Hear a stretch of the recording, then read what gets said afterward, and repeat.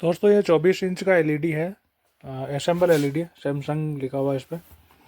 और इसमें प्रॉब्लम है कि नो पावर, चल नहीं रहा है कोई लाइट वगैरह। ये देखिए यहाँ पे इसका है इंडिकेटर, और इंडिकेटर नहीं चल रहा है, ना तो red light, green light, blue light, कुछ भी नहीं, कोई कुछ लाइट वगैरह नहीं है। और स्क्रीन भी बंद है। और इसके बटन वगैरह जैसे प्रेस करूँ, यहाँ पे नीचे है बटन, तो कुछ भी कोई नहीं है, मतलब पूरा डेड बंद है। तो अब इसे खोलते हैं कि इसमें बंद है तो क्या फॉल्ट निकलेगा। जाहिर है कि दिख रहा है कि एसएमपीएस तो ख़राब ही होगा, पावर सप्लाई, तभी लाइट नहीं आ रही है। और हो सकता है पावर सप्लाई ख़राब नहीं हो, आगे आउटपुट में 12 वोल्ट नहीं आ रहे हो, या 12 वोल्ट नहीं हो तो 5 वोल्ट नहीं आ रहे हो, या 3.3 नहीं बन रहे हैं, कि 1.8 नहीं बन रहा, मतलब कोई भी समस्या हो सकती है। तो अब इसे ये देखिए यहाँ पे पावर ऑन है ना, पिन लगा रखी है मैंने इसकी लीड। और अब इसे खोलते हैं कि समस्या है कहाँ पे। तो दोस्तों मैंने अभी जैसे थोड़ी दिक्कत है। अब दिक्कत क्या है कि एक हाथ में मैंने फ़ोन पकड़ा है और एक से नेट खोल रहा हूँ। तो मैं इसे खोल के ओपन करके एलईडी को ओपन करके फिर दिखाता हूँ आपको कि कार्ड में कहाँ दिक्कत है। खोलते हैं इसे। ये देखिए दोस्तों, ये मैंने इसे ओपन कर लिया है। अब ओपन किया तो इसमें पता चला कि इसमें तो आगे ही ऑलरेडी ये मॉड्यूल लगाया हुआ है पावर सप्लाई का। इसकी पावर सप्लाई ख़राब थी। तो ये देखिए, अब जिस मिस्त्री ने भी इसमें लगाया है वो उसने एसटीआर को सही से ओपन भी नहीं किया है। तो इसमें जैसे एसटीआर को हटाया नहीं था। अगर मैं लगाता तो क्या करता, मॉड्यूल कैसे लगाता, पहले इसको क्लीन, एसटीआर वगैरह हटाता, जो कंपोनेंट शॉर्ट है उनको हटा देता और बिल्कुल क्लीन करके और सही से अच्छे से वायरिंग करता। और ये मॉड्यूल के आप देखिए इसके के कोई जो है हीटसिंग वगैरह कुछ नहीं लगा रखी है, जबकि इस पर हीटसिंग होनी चाहिए। अब इसे यही ऐसे ही छोड़ दिया था, जिससे कि देखिए यहाँ पे एक निशान भी बन गया है। इसकी जो पीवीसी है एलईडी की, ये थोड़ी मेल्ट हो गई है गर्म होने की वजह से, हीट होने की वजह से, क्योंकि ये ऐसे यूँ ही रखा हुआ था। अब इसके ना तो कोई पेच लगाया हुआ है, ना कोई नट, हीटसिंग कुछ भी नहीं लगा रखा है, ताकि ये इधर उधर होवे, कहीं पे भी जावे, किसी के शॉर्ट करे। ये गलत तरीका है दोस्तों, ऐसे नहीं लगाना है। और जब भी लगाओ तो थोड़ी इसका हीट सिंक भी लगानी है। और हीट सिंक क्या है, इसकी जो अपनी एलईडी स्ट्रिप निकलती है ख़राब, उनका एक टुकड़ा काट के और इस पर घस दो छोटा सा, ताकि थोड़ी इतना 1-2 इंच का टुकड़ा लगा दो, उससे थोड़ी हीट सिंक, हीट भी नहीं होगा, हीट सिंक बन जाएगी अच्छे से, एसटीआर भी गर्म नहीं होगा, और इधर उधर पावर सप्लाई भी, वायर नहीं टूटेंगे, हिलेगी नहीं। जब कस्टमर ले जाता है घर पे या लाता है तो सेफ्टी थोड़ा अच्छा ठीक लगता है। अब इस मॉड्यूल को यूँ ही छोड़ दिया है और ना इसके अच्छे से वायरिंग करी है, ना इसके पुराने एसटीआर को निकाला है, तो ये गलत तरीका है। वैसे ठीक नहीं करनी है, अच्छे से करनी है, एकदम मस्त सफाई से क्लियर। कोशिश करें कि इसकी खुद की सप्लाई रिपेयर हो जाए तो और भी बढ़िया है, मॉड्यूल की ज़रूरत ही नहीं है अपने को। मॉड्यूल तो बहुत ही रेयर केस में लगाना है कि सप्लाई काफ़ी ज़्यादा डैमेज है और ठीक नहीं कर पा रहे, अपने को टाइम नहीं है, या तो उस टाइम पे मॉड्यूल यूज़ करना है। बाकी कोशिश करें इसी को ठीक करने की। अब दोस्तों वो तो एक अलग चीज़ हुई। अब ये है कि इसे कैसे ठीक किया जाए, ये क्यों नहीं चल रहा है। तो इसे नहीं चलने का जो मेन रीज़न है वो यहीं पे क्लियर हो जाता है कि इसकी हीटसिंक नहीं थी। जब ये इतना गर्म हुआ है तो ये पक्का मॉड्यूल ही ख़राब हुआ होगा। तो अब क्या करें, मॉड्यूल है तो ये ख़राब हो गया, फाइनल है, कन्फर्म है। आगे कोई वोल्टेज वगैरह शॉर्टिंग तो नहीं दिख रही मुझे, कैपेसिटर खुला हुआ ही नहीं है, ये ज़्यादा फूल जाता है अधिकतर इस केस में। तो ये सही है, इसमें कोई दिक्कत नहीं है। और ये चीज़ ख़राब होता है तब इसकी 5 वोल्ट की आईसी भी ख़राब हो जाती है, रेगुलेटर आईसी जो 5 वोल्ट आउट करती है। तो अब मैं एक बार देख लेता हूँ थोड़ा इसे रिपेयर करने की। ये खुद का पावर सप्लाई रिपेयर हो जाए तो ठीक है। अगर इसमें ज़्यादा शॉर्टिंग हुई, इसके रेजिस्टेंस वगैरह, PWM आईसी वगैरह शॉर्ट हो गई, कंपोनेंट ज़्यादा ख़राब हुए, तो फिर मैं मॉड्यूल ही लगाऊंगा वापस, और अच्छे से लगाऊंगा। ऐसा नहीं कि अब जो है 15 दिन में ही खुल जाए वापस। अभी 15 दिन पहले की बात है, कस्टमर ने किसी और जगह से लगवाया था मॉड्यूल, 15 दिन भी टीवी नहीं चला था। अब वो मेरे पास लेके आए इसे कि थोड़ा अच्छे से काम हो जाए शायद, क्योंकि उधर से तो देख लिया उसने करवा के, ठीक है। तो अब मैं लगाऊंगा अगर मॉड्यूल तो इसे अच्छे से हीट सिंक के साथ, और हीट सिंक पे पेस्ट लगा के तो बहुत ही अच्छे से सफाई से वायरिंग, जैसे कि वायरिंग की इतनी ज़रूरत है तो लंबे तार क्यों रखना है, इसको काट के छोटे करके शॉर्ट में लगाएंगे वायरों को। तो ऐसे एकदम क्लियरिटी से लगाएंगे, क्लियरिटी रखेंगे काम में, अच्छे से करेंगे। और देखते हैं, आप पहले चेक कर लो एक बार मीटर से क्या दिक्कत है। और ये पावर लगा देते हैं यहाँ पे प्लग, ये हो गया इन। और मल्टीमीटर, ये रहा अपना मल्टीमीटर।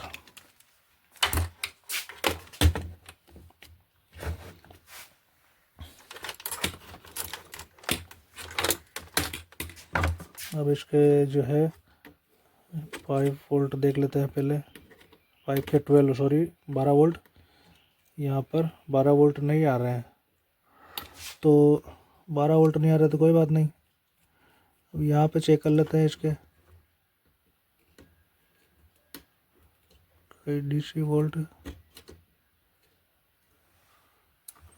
नहीं आ रहे हैं, फिल्टर पे भी वोल्ट नहीं आ रहे हैं। तो दोस्तों थोड़ी दिक्कत है मीटर को इसे पकड़ने में। चलो मैं फ़ोन को रख के फिर मीटर से अच्छे से वोल्ट चेक करके देखता हूँ और आपको बताऊँ क्या कहाँ पे वोल्टेज नहीं आ रहे हैं। दोस्तों मैंने फ़ोन को थोड़ा कोई स्टैंड पर सेट किया है, अभी थोड़ा ठीक है पोजीशन इसका। तो अभी मैं आपको ये दिखाऊंगा कि चेक करके कि प्रॉब्लम है कहाँ पे और किस वजह से ये वापस इतने दिन में ही ख़राब हुआ, क्या रीज़न था जिस वजह से ये फेल हुआ है। तो मीटर भी आपको दिख रहा है रेंज, और मैंने प्लग उधर लगा ही रखा है इसकी जो मेन लीड है एसी की। तो अब सबसे पहले मैं इसे मीटर को एसी मोड पे कर, एसी वोल्टेज पे कर रखा है मैंने 600 वोल्ट पे, यहाँ पे मीटर पे ध्यान दीजिए आप। और अब मैं सबसे पहले इसके एसी वोल्ट लीड चेक कर लेता हूँ, ये अपनी डोरी तो ख़राब नहीं है लीड। ये देखो 248 वोल्ट आ रहे हैं एसी के, जो कि इसमें पावर इन हो रहा है, 248 वोल्ट आ रहे हैं। अब यही सप्लाई मैंने यहाँ लीड पे चेक की है। अब मैं इसे करता हूँ ब्रिज रेक्टिफायर पे। ये जो ब्रिज रेक्टिफायर है ब्लैक वाला दिख रहा है आपको, ये मेरे मीटर के प्रोब के नीचे, इस ब्रिज रेक्टिफायर पर वोल्टेज चेक करते हैं। एसी वोल्ट ही आएंगे इधर, और इसमें जो है एसी वोल्ट नहीं है, 0 वोल्ट है। मीटर पे देखिए आप, मैंने प्रोब को इस पर लगा रखा है, मीटर पे कोई जो वोल्ट नहीं दिखा रहा है। तो इसका रीज़न हुआ कि इसके बीच में जो ये फ्यूज लगा हुआ है, ये फ्यूज ओपन है। अब फ्यूज ओपन हो गया तो सही है, यहाँ पे ब्रिज रेक्टिफायर पे वोल्टेज आएंगे ही नहीं। तो अब वोल्टेज ब्रिज रेक्टिफायर पे नहीं है तो आगे भी नहीं होंगे, ये देखिए। और जहाँ डीसी वोल्ट जो है इधर फिल्टर पर 350 वोल्ट आने चाहिए, 300 350 वोल्ट यहाँ आने चाहिए, वो नहीं आ रहे, वो नहीं आ रहे क्योंकि ब्रिज पे ही वोल्टेज नहीं पहुँच रहे, फ्यूज उड़ा हुआ है। तो अब दोस्तों फ्यूज उड़ा हुआ क्यों है, क्यों फ्यूज क्यों उड़ा। और दूसरी चीज़ की, इस पर मैं बजर मोड पे कर देता हूँ। अभी इसको बजर मोड पे कर दिया मीटर को। अब देखिए, अब दोनों मैं प्रोब को फिल्टर पे लगा रहा हूँ, ये देखिए फुल्ली बजर बज रहा है, मतलब कि शॉर्ट है, फिल्टर पर फुल शॉर्टिंग बता रहा है मीटर। तो अब फिल्टर पे मैं इसे, ये मॉड्यूल जो है यही शॉर्ट हुआ होगा, तो इसे ओपन कर देता हूँ। इसका जो वायर है रेड वाला और ब्लैक वाला वायरिंग इसके हटा ही देते हैं फिलहाल। तो देखिए अब ये जो रेड वायर है इसे मैं हटा देता हूँ यहाँ से।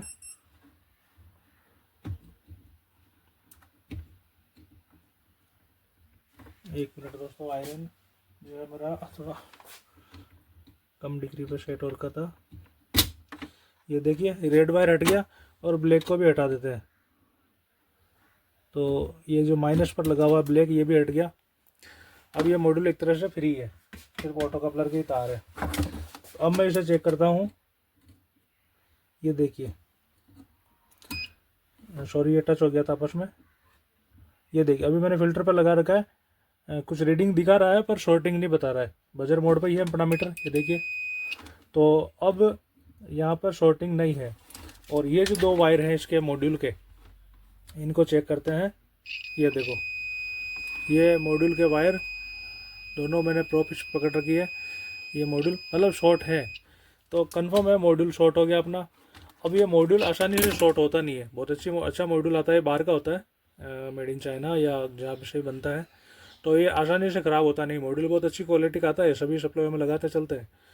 तो अब ये शॉर्ट होने का जो मेन रीज़न था, अब 15 दिन में कस्टमर 15 दिन पहले ठीक कराई थी, हो सकता है उसने ख़राब होते ही तो यहाँ लाया नहीं होगा, तो मुश्किल से उसके 6-7 दिन चला होगा या जैसे भी है।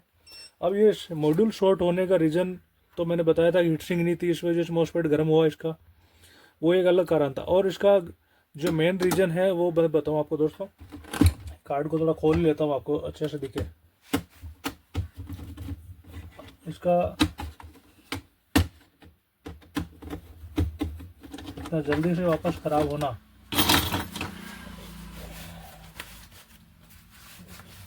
ये इसकी पेज और खोल देता हूँ।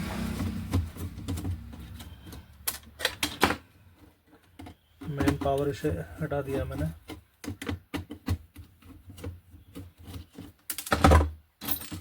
दोस्तों मिस्त्रियों की लापरवाही जो होती है, बहुत ही ज़्यादा मिस्त्री पूरे बने नहीं ढंग से और लापरवाही करना शुरू कर देते हैं। और ये देखिए, ये अपना कार्ड हो गया फ्री। और ये मॉड्यूल जो इस पर लटका हुआ है इसे भी हटा देते हैं।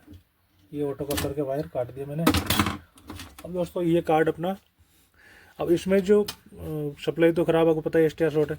अब आप ध्यान दीजिए यहाँ पे थोड़ा क्लियरिटी से मैं आपको नज़दीक से दिखाऊँ। इसका मेन फ़िल्टर देखिए, फ़िल्टर की जो पॉजिटिव की जो पिन है उस पर देखिए आप कुछ लिक्विड जैसा दिख रहा है आपको, है ना। ये लिक्विड आया अंदर से इसके फ़िल्टर से, और ये तब आता है जब फ़िल्टर ख़राब हो जाता है। अब ये कैपेसिटर फुल्ली ख़राब है, बिल्कुल ओपन है, मतलब लगा हुआ दिख रहा है पर ये काम नहीं कर रहा है बिल्कुल भी। अब बिना कैपेसिटर के पावर सप्लाई कैसे चलेगी? मॉसफेट कितना क्या वर्क करेगा इसका STR मॉड्यूल?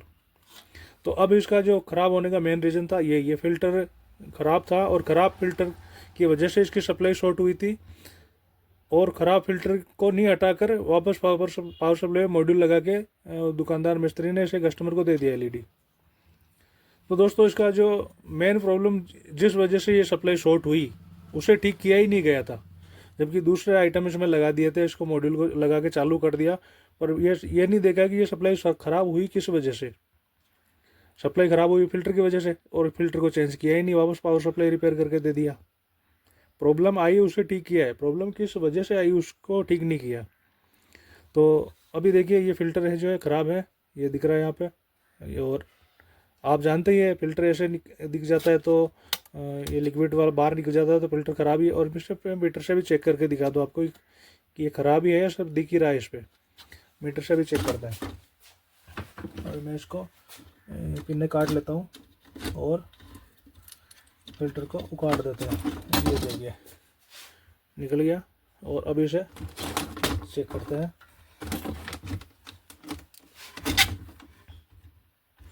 ये बजर मोड पर ही है मीटर। और ये देखिए मैंने मीटर को चेक कर लिया, प्रोब को, ये बजर मोड पे है। अब मैं इसकी दोनों टांगे जो हैं इस पे लगाऊंगा इस मीटर को। ये देखिए मीटर में कोई रीडिंग नहीं दिखा रहा है, कोई रीडिंग नहीं। ये देखिए दोनों जो इसकी ट्रे टांगे हैं कैपेसिटर की, उस पर मैंने प्रोब लगा रखी है। ये देखिए प्रोब लगा रखी है, मीटर में कोई हरकत नहीं, कोई बजर कुछ नहीं। अब मैं इसे घुमा के लगा देता हूँ एक बार। ये देखिए फिल्टर पर मैंने दोनों प्रोब को लगा रखा है और मीटर में कुछ भी रीडिंग नहीं दिखा रहा, मतलब ये फुल ही जीरो हो रखा है, कुछ भी वैल्यू नहीं आ रही इसकी। जो माइक्रोफेरेड होते हैं वो तो बिल्कुल 33 माइक्रोफेरेड का ही है। 33 तो क्या, इसमें एक भी माइक्रोफेरेड नहीं बचा, अब बिल्कुल खाली, उसे भी लगा रखा है इसने। और अब इसे मैं एक ऐसा ही दूसरा फ़िल्टर चेक करा देता हूँ आपको।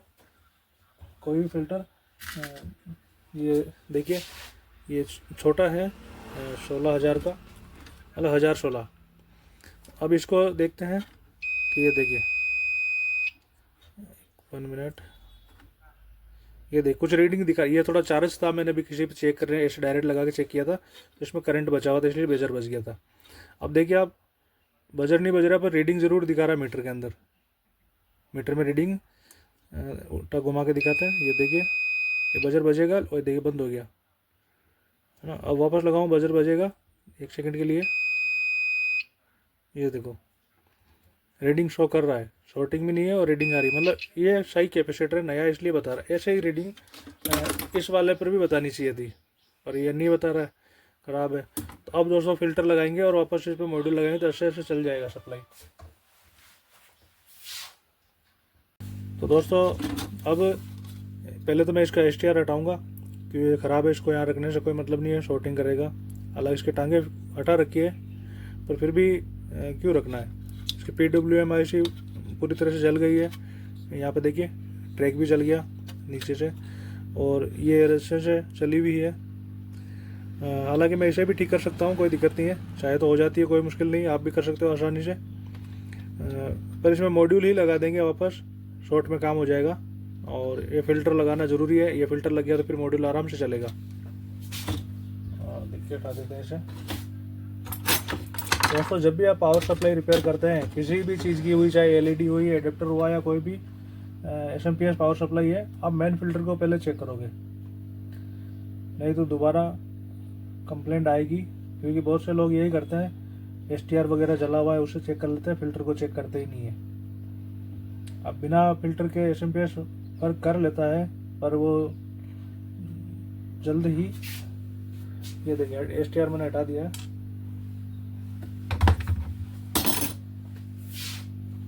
एसटीआर बिना फिल्टर के जल्दी ख़राब हो जाता है, 1-2 घंटे चलने, आधे घंटे चलने पर ही, तो फिल्टर ज़रूरी है इसका।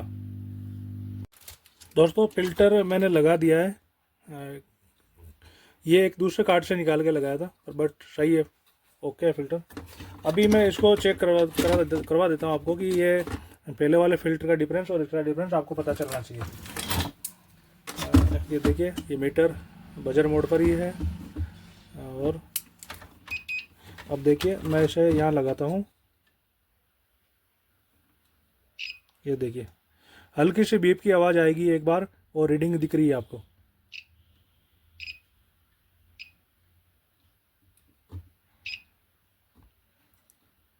जब भी मैं पॉजिटिव को नेगेटिव प्रोब से टच करूँगा तो बीप आएगी एक, और जब वापस मैं इधर नेगेटिव से नेगेटिव को टच करूँगा प्रोब को, तब एक अलग बीप आएगी। देखिए आई बीप की आवाज़, और ये आई बीप की आवाज़, ये बीप की। तो दोस्तों ऐसे ही चेक करना है मेन फिल्टर को। बीप की आवाज़ आ रही है बजर मोड पे, मतलब फ़िल्टर ओके है। तो अभी फ़िल्टर लग गया अपना, और अब इसमें मैं एक जो है मॉसफेट, नया मॉसफेट लगा देता हूँ। दोस्तों ये मॉड्यूल 524 वाला, अब 524 ही पढ़ा जा सकता है इसमें, बाकी तो कुछ समझ में नहीं आ रहा है, और आएगा भी नहीं, क्योंकि ये जो चाइना की लैंग्वेज है। तो ये देखिए, ये न्यू मॉड्यूल, और इसे एक हीट सिंक के साथ अच्छे से लगाएंगे। और दोस्तों आपको पता ही है, जब भी ये आता है तो इसके जो वायर होते हैं ये प्रीसेट के साथ होते हैं, तो अपने को प्रीसेट पे नहीं रखना है इसको मॉड्यूल को, क्योंकि वेरियस में कुछ जो है वोल्टेज वगैरह प्रीसेट में अगर मॉइस्चर वगैरह या नमी सीलन बारिश के टाइम में अगर प्रीसेट में सीलन आई तो वोल्टेज बढ़ा देगा, और आगे बढ़ाने से पैनल ख़राब हो जाएगा। तो पैनल 12 वोल्ट का है तो वो 15 वोल्ट पे तो चलेगा नहीं, इसलिए 12 से ज़्यादा है तो पैनल ख़राब होने के चांस रहते हैं। तो अब मैं इस ऑटो कपलर को निकालूंगा, जैसे कि उस वाले मॉड्यूल में देखा था आपने, उसी तरह से इस ऑटो कपलर के निकालेंगे, और इन वायरों को ऑटो कपलर पर सोल्ड करके इधर ऑटो कपलर पर सोल्ड करेंगे। और इसलिए मैं वायरिंग करता हूँ, लगाता हूँ।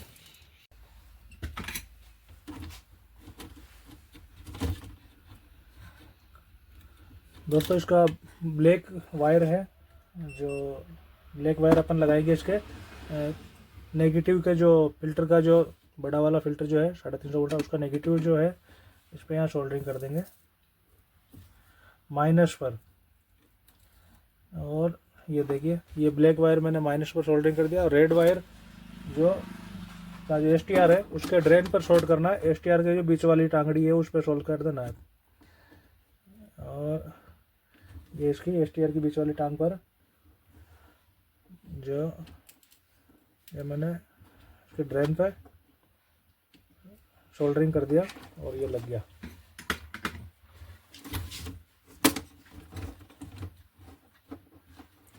वायर कुछ इस तरह लगना है, और ये वायर जो है ये सीधा मैं अब ऑटो कपलर पे सोल्डरिंग कर देता हूँ।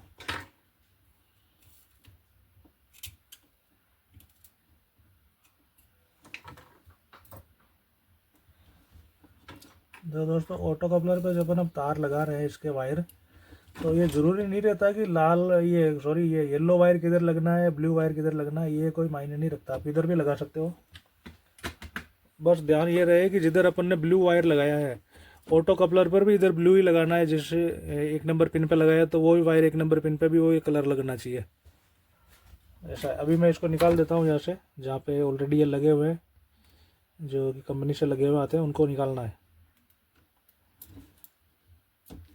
ये येलो और ब्लू दोनों अलग अलग हो गए, और इनको थोड़ा छोटा कर लेते हैं। ये देखिए आपस में टच नहीं होगा कहीं पे दूसरे। और अब मैं इसके जो ऑटो कपलर है इसको इसी साइड से, जिस साइड में मैंने वायर लगाए हैं डीसी साइड में, और डीसी साइड से ही ओपन करता हूँ इसको।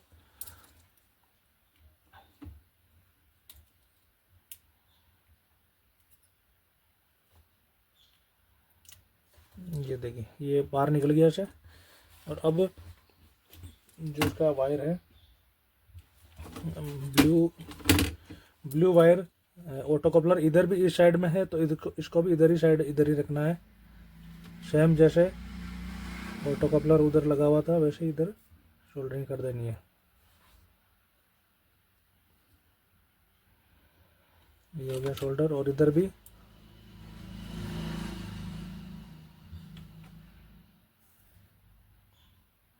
अभी मैं ऐसे ही लगा देता हूँ इसे, फिर थोड़ा और क्लियरिटी से देख लेंगे।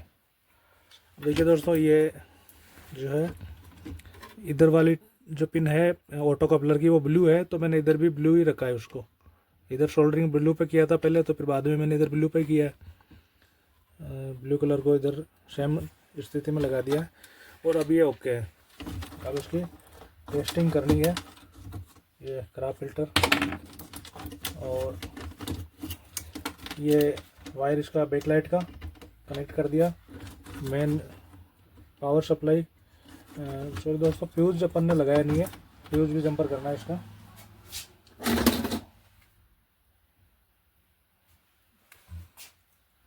फ्यूज के लिए आप ऐसा कोई भी वायर ले लें अच्छा सा, और जो है डायरेक्ट सोल्डरिंग करना है। फ्यूज है ये रहा, ये इसकी फ्यूज की पिन है। और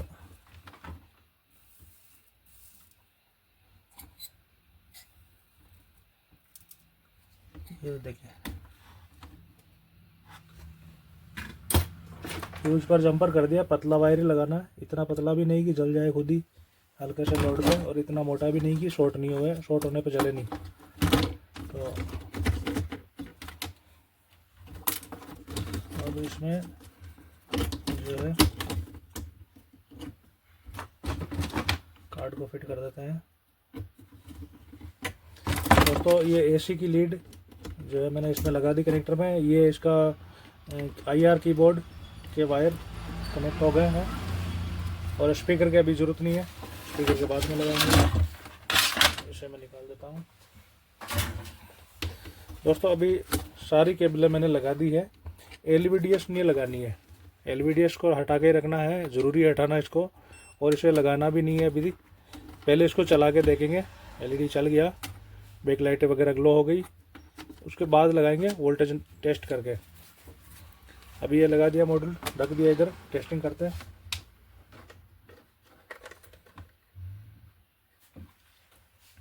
ये देखिए यहाँ पे आपको दिख नहीं रहा होगा, थोड़ा मैं दिखा दूँ। ये देखिए रेड लाइट, और ये रेड लाइट बंद हो गया, LED ऑन भी हो गया, जिसकी बैक लाइट आपको यहाँ दिख रही होगी। ये देखिए ग्लो हो रही है, बैक लाइट चल गई है। ये देखिए बैक लाइट ओके।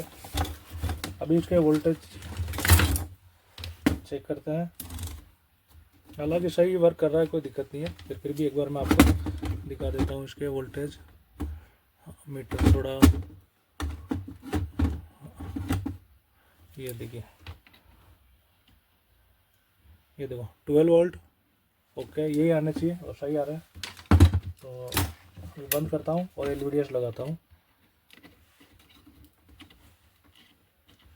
अब मैंने LVDS क्यों हटाई दोस्तों, उसका रीज़न ये है कि अगर मेरा मॉड्यूल लगाने मुझसे मिस्टेक हुई या कोई भी रीज़न हुआ, वोल्टेज ज़्यादा आए या वायर गलत लग गया या कुछ भी है, या मॉड्यूल ख़राब आ गया आगे से, या अपना SMP कुछ भी डायोड वगैरह कुछ भी ख़राब है, और वोल्टेज अगर ज़्यादा आउट कर देता है, 12 वोल्ट से ज़्यादा वोल्ट आउट कर देता है, तो कार्ड तो ख़राब होगा, जो होगा ही, उसके साथ अपना पैनल भी ख़राब हो जाएगा। तो कार्ड अपन रिप्लेस कर सकते हैं, ठीक कर सकते हैं, इजी रहता है। पैनल को रिपेयर करना थोड़ा मुश्किल होता है, हो सकता है पैनल कोप है, ऐसे कोप ख़राब हो जाए तो कोप का ज़्यादा खर्चा आ जाता है, इसलिए LVDS नहीं लगानी है। ये थोड़ा बाद में लगानी है। अभी जैसे टेस्ट हो गया तो अभी अपन LVDS लगा सकते हैं इसमें। मैं पावर ऑन कर दिया मैंने, और यहाँ पे रेड लाइट आ रही है, यहाँ दिख रही है। और स्क्रीन देखिए आप, ये देखिए बिल्कुल सही एकदम स्क्रीन सैमसंग लिखा हुआ आ गया, और स्क्रीन बिल्कुल सही चल रही है। तो LED ऑन हो गया अपना, ओके है। अब इस मॉड्यूल को मैं थोड़ा सही से फिट करके हीट सिंक वगैरह लगा के या सेट करके अच्छे से वायरिंग करके और फिर कस्टमर को दे देंगे। तो दोस्तों इस तरह करनी है अपनी पावर सप्लाई रिपेयर, और बहुत ईजी है। ओके दोस्तों, थैंक यू।